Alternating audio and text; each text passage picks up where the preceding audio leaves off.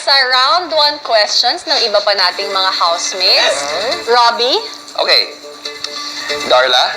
Yes. Pasok-pasok? Pinasa-pasa. Yes, tanongin natin itong si Yes. Edward. Okay, Edward, Yes po. naligo ba yung katabi mo? Ano po? Naligo ba yung katabi mo? Did I shower? Yung katabi mo, the one next to you. Nasa right mo. Hindi po. Uy, ay naman talaga eh. Ikaw ba? Hindi yun yung Kasi tanong. walang shower call. That's not your question, Edward. Pasimple ka pa, bro, ha? Galing mo. Pero ito, Edward, how did you handle the Tagalog lines? Kasi syempre marami yun dun sa script. Believe it or not, over the last, 2 months that we've been inside the house with the Dream Team, I've learned a lot more than I thought I would. I learned a lot more Tagalog than I thought I would. Oh my God. And that I knew before. So, syempre, mas easy ngayon to learn the lines. Pero, of course, they're all very supportive. They've all helped me with the pronunciation and with learning the lines itself. So does that mean yung lines mo, you just memorized it or you really know what they mean? Well, hindi po. I know what they mean. Very good. Yun, very good. At least may hugot, di ba? Sa pagbato ng mga linya. Alam na ba ni Edward yung hugot? You know hugot, Edward? Oo. Hugot. What's hugot? What's hugot? Can you describe hugot? Ay, walang, patay. Wait, may sample. Umubo ka, ha? Wait lang. You know what, it's... Kasi I don't usually do hugot, I just look into their eyes. Sample nga dyan ng hugot sa loob ng bahay ni Kuya. In 3, 2, 1, go. Do you guys know, in football, it's hard to score. And it's like life too, it's hard to score a goal. But when you do, it's the best feeling in the world, just like meeting someone new. Na-football ka doon. Uy! Akala ko may tinignan na iba eh. Yung furtbur? Yung furtbur, ha? Darla. Darla. Akala ko kasi maglalaban kayo ng pa-fall eh. Next time na. Next time na lang time. yun. O, syempre tanongin naman. Pero yung first reaction mo nung sinabi sa inyo na Direct Rory, sinabi ba sa inyo o nagpakita na lang siya? Sorry, I'm not... Pumasok siya eh. Pumasok na lang po bigla. Pumasok na lang bigla, walang sinasabi sa inyo. So anong reaction nyo nung bigla siyang pumasok galing dun sa may confession room at kinalabog ang buong bahay? Asa ng Dream Team? Dream Ayun lang Team! po. Talagang nag-gimbal po kami at expect na namin na kaya po siya pumasok siya siguro yung magtuturo sa amin at sobrang nakakatuwa po talaga. Okay, ito, show of hands, raise your hands. Sino yung parang nung pumasok siya ng bahay na yun talagang kinabahan? Nervous. Lahat. Akala ko si Tanner. Si Tanner, hindi kinabahan eh. Nervous din naman. Nervous. Oo. And, Tanner. Robbie? Ito personal question para galing sa Edward Warriors _ Ang tanong ay para kay Maymay. Hindi pala. Sorry. Kay Edward pala. Sorry. Sige. Pero warrior ka ba? Edward Warrior ka ba? May. Okay, thank you. Edward. Para kay Edward. Wait lang. Para kay Edward, ito ang tanong namin. Edward, did you have any other difficulties with the task other than speaking Tagalog? Actually, one of the easier parts of the task was learning the lines. Totoo. Easier. Oo. Yung Tagalog yung easier. So ano yung mahirap? Kasi there are some experiences which you'll probably see in the live performance that I have never experienced before at all.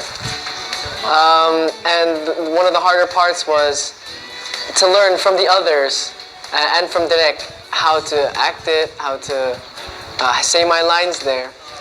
It will be very clear when you see it. Specifically one, I've never experienced anything like it. So the hardest thing was to learn how to do it with no experience at all. Oh, nice. Naman talaga. Ito naman, from one guy, punta naman tayo to another guy, Edward. Okay, being a cheerful guy, what is your motivation when the emotion needs you to be angry or sad? Ito yung mga iniisip mo. Who and what are you thinking about? Sorry po. What am I thinking about? Whenever you need to channel the other side of, of your emotions. Kasi we see you as a happy guy all the time.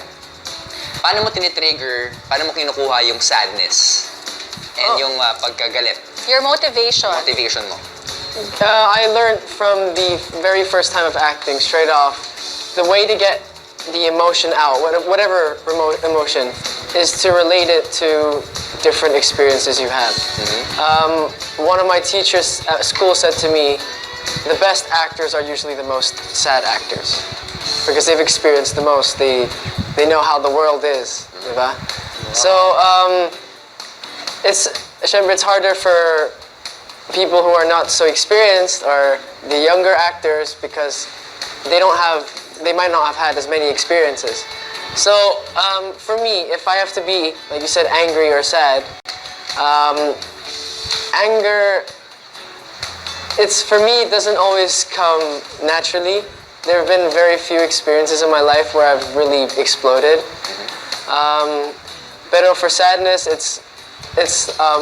anger and sadness, Direk actually said they're one of the easier, like crying, for example, she said, it's one of the easier parts of sadness. Anger is not just shouting. So really, it's just relating it to experiences that I've had. Thank you. Kung si Edward tinanong ni Robbie kung saan humuhugot pag galit or pag malungkot, si May curious lang ako, dito sa live drama niyo, May, kung kailangan mong kiligin, sino or ano yung iniisip mo para mahugot yung emotion ng kilig? Kung sino po yung gusto niyong tao, nakikiligin ka po. Example, si Enrique Hill po, di ba? Kinikilig po ako kapag siya po yung na-imagine ko po na siya po yung leading man ko. Yan po. So si Enrique, pag may kinikilig ka sa live drama na napanood namin, iisipin namin, si Enrique ang iniisip mo. Yes po. Pero kay Enrique, ang reaction mo malaki. Oo, hindi mo- Kasi Direk Rory gusto niya, maliit lang na reaction. Paano mo kinukubli ang malaking kilig mo? Yun nga po, iba nga daw yung may kung paano kiligin, dapat daw, dito sa role ko, magiging kikay talaga ako. Iba yung naging kikay ako. Iba yung ikay, pero nabuang. Iba yung ikay na kilig dito. Kaya talaga na-challenge pa ako dito. Kung kikiligin si ikay, parang papigil siya ba? Kaya parang, naano na lang po ako, para sa akin po, napipil ko po kung paano kiligin si ikay kasi pinipigil niya. Tapos, ang sarap na sa pakiramdam. Ganito pala kapag kiligin ka, tapos pigil-pigil. Yan po. Bong, mas lalo kami na-excite sa live drama, ha? Kasi kung sabi nga ni Makoy kanina, doon sa audition, hindi niya nakilala yung sarili niya.